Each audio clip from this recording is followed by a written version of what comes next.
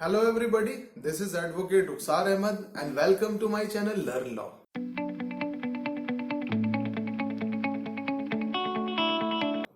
आज मैं मुस्लिम रिलीजन या मुस्लिम कम्युनिटी से जुड़ा हुआ एक बहुत ही इंपॉर्टेंट टॉपिक डिस्कस करने जा रहा हूं, जिसके बारे में अगर नेट पर भी कुछ सर्च करने की कोशिश की जाए तो आमतौर पर कंटेंट्स अवेलेबल नहीं है, ना राइटिंग में ना वीडियो फॉर्म में। तो मुझे मेरे सब्सक्राइबर्स ने ये सजेस्ट किया कि आप महर के ऊपर एक वीडियो अपलोड कीजिए जिसमें महर कितने तरह की महर होती है, इसकी देने की क्या कंडीशंस हैं, इसके लेने की क्या कंडीशंस हैं, महर कैसे डिसाइड की जाती है और इससे जुड़ी भी वो बातें जो बहुत जरूरी हैं, वो इस पे एक वीडियो तैयार की जाए। फ्रेंड्स, महर क्या चीज होती है? सबसे पहले मैं आपको महर समझाने से पहले मुझे शादी का मुस्लिम रिलीजन में शादी का क्या कॉन्सेप्ट है वो आपको बताना जरूरी है। मुस्लिम रिलीजन के अंदर शादी एक कॉन्ट्रैक्ट है, सिविल कॉन्ट्रैक्ट है। जैसा कि हिंदू रिलीजन में शादी एक रिचुअल है, 7 जन्मों के लिए अग्नि के चारों तरफ फेरे लेकर एक हस्बैंड और वाइफ, दूल्हा और दुल्हन 7 जन्मों के लिए एक दूसरे से पवित्र बंधन में बन जाते हैं। और अगर मैं हिंदू रिलीजन की बात करूं, मैं हिंदू लॉ की नहीं बात कर रहा हूं, यहाँ पे मैं हिंदू रिलीजन की अगर बात करूं तो हिंदू रिलीजन में डिवोर्स का कोई कॉन्सेप्ट नहीं है।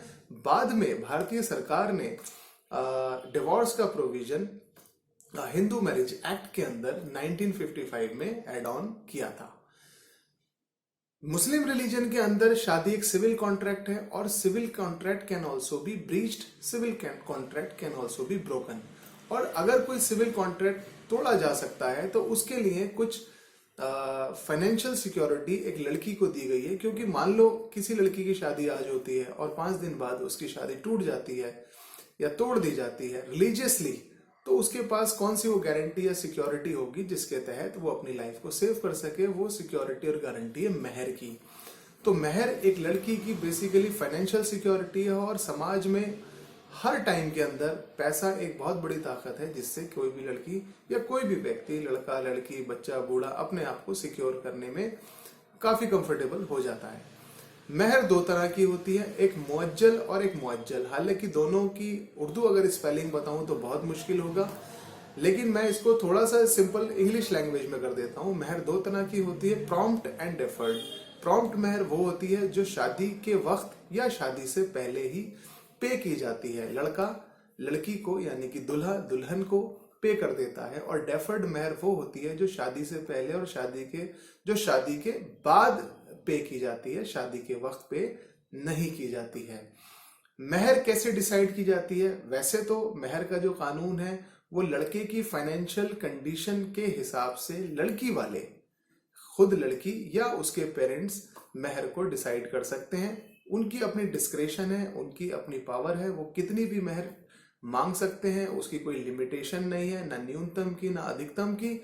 वो 10,000 भी हो सकती है, 50,000 भी हो सकती है। और अगर मैं सऊदी अरब जैसी कंट्रीज की बात करूं तो वहां पर लड़कियों को महर में बड़े बड़े घर, गाड़ियां, नौकर, बंगले और भी बहुत सारी चीजें मिलती हैं। लेकिन इंडिया में ये प्रैक्टिस इतनी अच्छे से इसको नहीं किया जा रहा है, इसलिए यहाँ पर महर बहुत कम तय की जाती है। आमतौर पर 5,000, 10,000, 25,000, 50,000 और 1,00,000 रुपए आमतौर पर यह प्रैक्टिस है कि इतनी ही महर हुआ करती है।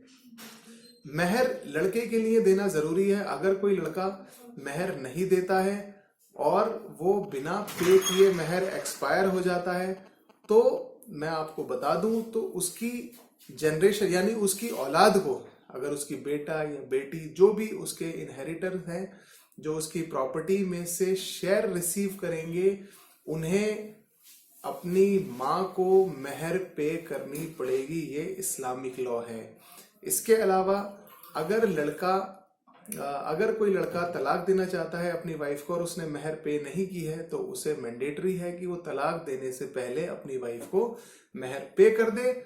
और अगर किसी लड़की ने खुद खुला की डिमांड की है लड़के से, यानी कि वो अपनी मर्जी से लड़के से तलाक लेना चाहती है, तो लड़की के लिए मैंडेटरी है कि वो अपनी महर अगर रिसीव कर चुकी है तो वो लड़के को महर वापस करेगी। और अगर उसने महर नहीं ली है तो वो उसका फर्दर फ्यूचर में क्लेम नहीं करेगी। इसके अलावा एक और चीज जो यहाँ पर एड ऑन करनी बहुत जरूरी है कि आमतौर पर मुस्लिम समाज में ये एक बैड प्रैक्टिस है कि लड़के on the very first wedding night अपनी वाइफ से ये रिक्वेस्ट करते हैं कि उनकी मेहर को माफ कर दी जाए ताकि उन्हें मेहर पे ना करनी पड़े। ये एक बैड प्रैक्टिस है। लड़के के लिए कंपलसरी है, मैंडेटरी है, जरूरी है कि वो लड़की की मेहर पहली ही रात में, शादी की पहली ही रात में उसको पे कर दे। वैसे तो ये शादी से पहले ही पे कर दे चाहिए। इसके अलावा फ्रेंड्स, एक और चीज जो यहाँ पर बतानी बहुत जरूरी है कि बेसिकली ये कंसेप्ट मुस्लिम रिलीजन के अंदर दहेज का कोई कंसेप्ट नहीं है। लड़की से पैसा लेना, गिफ्ट लेना या कोई भी आर्टिकल लेने का शादी के टाइम पर मुस्लिम रिलीजन में कोई भी कंसेप्ट नहीं है, बल्कि ये लड़के की ड्यूटी है कि वो लड़के को अपनी फाइनेंशियल कैपेसिटी के हिसाब से कोई भी एक रकम तय कर मेहर के शेप में दे। तो फ्रेंड्स, ये मेहर से जुड़े हुए कुछ कानून हैं जो मैंने आज आपको बताए हैं। अगर इसके अलावा भी आपको कोई भी क्वेश्चन आपके जहन में आता है, आप मुझसे पुटअप करना चाहते हैं, तो प्लीज इनबॉक्स में आप अपने क्वेश्चन मुझे सेंड कर सकते हैं। मैं टाइमली उनका रिप्लाई करने की भी कोशिश करूंगा। और अगर आपको मेरी वीडियो अच्छी लगी हो तो प्लीज इसे लाइक कीजिए, शेयर कीजिए और मेरे चैनल को सब्सक्राइब कीजिए। Thank you.